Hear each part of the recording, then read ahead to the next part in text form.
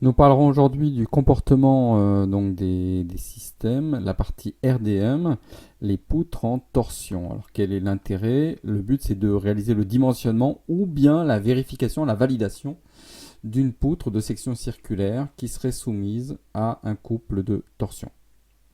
Alors ça correspond à l'activité de conception préliminaire, de recherche de solution ou un prédimensionnement.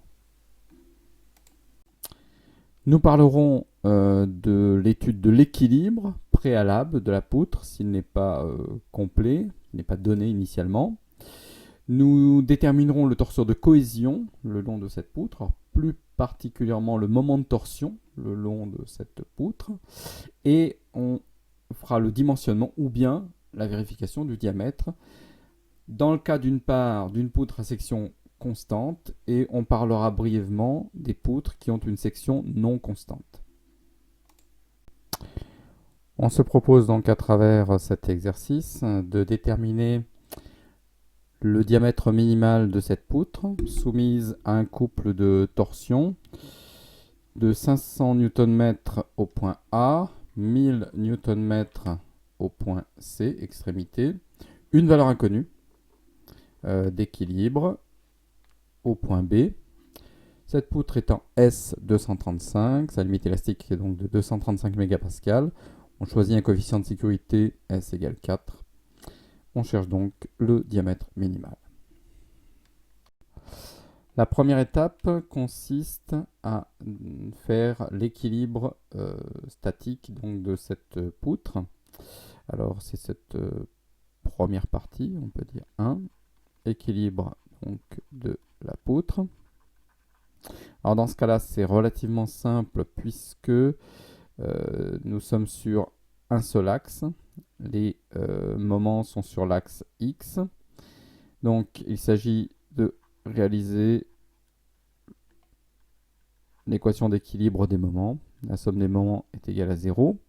Alors dans ce cas-là, comme on est sur l'axe X, on peut faire une simple équation. On va prendre donc la première valeur en A, 500, plus la valeur du moment en B, qui est inconnue, plus la valeur du moment au point C de 1000 Nm, tout ceci doit être égal à 0. Ce qui nous donne donc immédiatement la valeur de MB, qui est égale à moins donc 1500 Nm.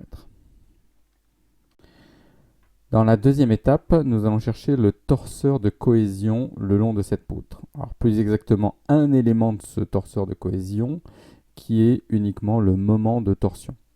Alors pour cela, on applique le fait de sectionner virtuellement, on peut dire, la poutre, comme si nous allions la couper à un emplacement situé à une distance, mettons ici X, à un point qui virtuellement va se déplacer, on peut dire, le long de la poutre à partir du point initial, du point A. Donc on va se retrouver avec deux sections différentes à déterminer. De A vers B, nous aurons un moment de torsion particulier et ensuite nous aurons une valeur de B vers C. On cherche le torseur de cohésion. Alors ce torseur de cohésion, c'est plus exactement un élément du torseur de cohésion, c'est-à-dire la valeur du moment de torsion qui se situerait comme premier élément du second vecteur. Alors pour cela, on va réaliser comme précédemment l'équilibre de cette portion de poutre, mais cette fois-ci avec uniquement donc le moment en A qui était de 500 Nm. Et on cherche quelle est la valeur ici du moment MT du torseur de cohésion. Alors si on réalise l'équilibre de la poutre, c'est de façon très simple, 500 plus MT égale 0. La première valeur nous donne MT est égal à moins 500. Nous poursuivons notre étude en passant cette fois-ci dans la section de B vers C. Alors, Je vais rajouter ici la valeur au point B. Nous avions trouvé tout à l'heure une valeur de moins 1500 Nm. Ici, donc on va poursuivre l'étude tout doucement jusqu'au point C. Donc, que vaut le moment de torsion à cet endroit-là? Donc, 500 moins 1500 plus mt est égal à 0. C'est toujours l'équilibre, hein. Donc, ça nous donne mt est égal à 1000 Nm. On constate que c'est la même valeur que le moment au point C, ce qui est logique.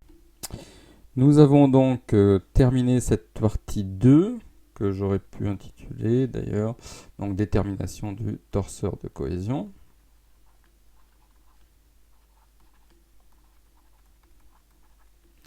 On peut éventuellement passer à une troisième partie qui serait les diagrammes facultatifs, on pourrait dire dans ce cas-là, mais qu'on peut représenter. Alors ce diagramme serait un diagramme qui donc irait au point B puis C, c'est-à-dire les cotes, donc on a dit 80 et 120, donc plus 120, donc 200 mm ici, et je vais tracer les valeurs. Alors je constate que j'ai une valeur qui fait moins 500 initialement, et ensuite qui passe à plus 1000. Respecter approximativement les proportions.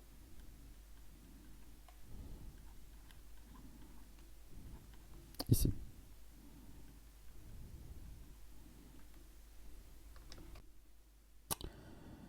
Si l'on cherche uniquement à déterminer le diamètre minimal avec un seul diamètre tout le long de cette poutre, on va retenir la valeur maximale en valeur absolue pour cette poutre qui est donc la valeur ici de 1000 Nm.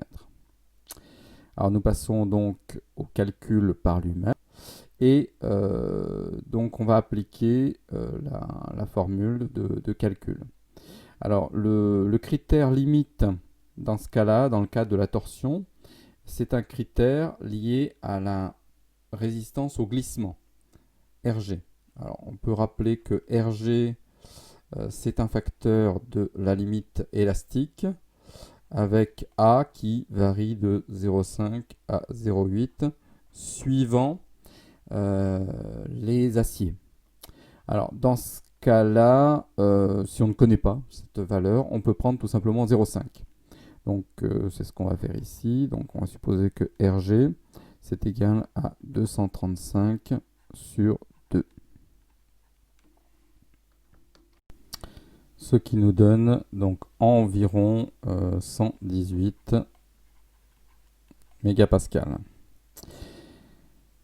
Si c'est du glissement comme contrainte élémentaire, ça veut dire que c'est une valeur alors plutôt taux que l'on va chercher. La formule qui nous est donnée, c'est MTR sur I0. Alors, le moment de torsion, c'est celui qu'on a déterminé. R, c'est bien entendu le rayon, donc diamètre sur 2. I0, le moment quadratique. La résistance pratique donc au glissement, ça sera bien sûr Rg sur petit s, le coefficient de sécurité. Alors ça nous donne 118 sur 4, nous avions.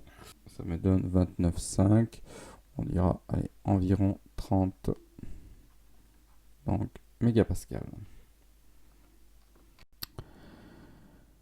Nous avons donc à déterminer cette valeur limite. Donc le rayon c'est d sur 2.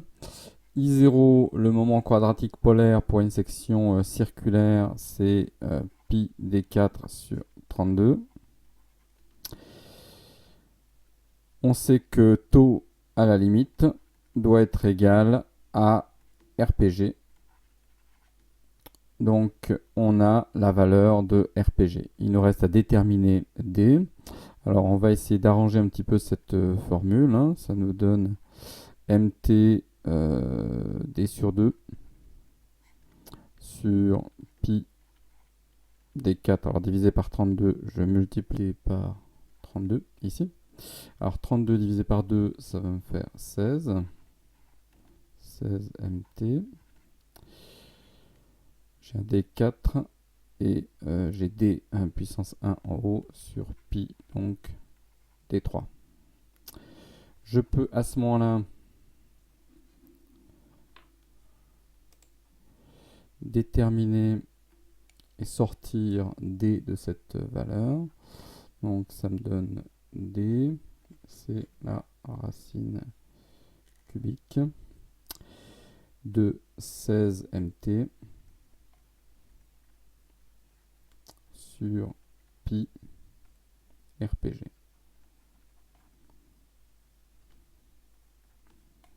On va faire l'application numérique dans notre cas. C'est le D minimum, hein, bien sûr. Donc ça fait 16 fois, nous étions à 1000 hein, Newton-mètre. Alors il faut convertir ça en Newton-millimètre hein, si on veut rester cohérent dans l'unité. Donc ça fait, voilà, on va rajouter 3 zéros.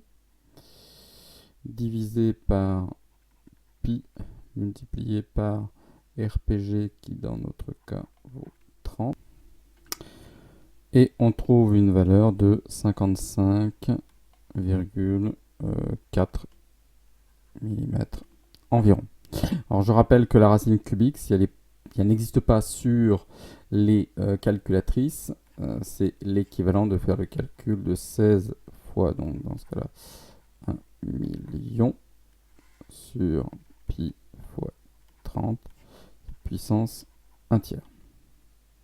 Si nous avions à chercher plutôt à vérifier le diamètre ou le dimensionnement, on aurait pu tout simplement utiliser la formule donc initiale, celle-ci, en remplaçant les valeurs R et I0 par les valeurs trouvées, puisque nous aurions le diamètre initial, et on aurait vérifié que taux reste inférieur à ce moment-là à RPG, si c'était de la vérification. Dernière partie, si la poutre est à section non constante, alors c'est le cas typique des poutres qui possèdent une rainure de clavette, il faut faire le calcul avec la section interne, donc à la clavette.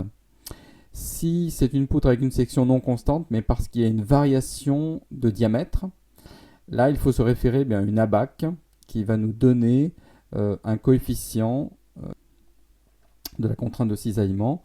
On va rajouter donc une valeur kt qui se rajoute. Cette valeur serait donnée à ce moment-là par une abaque.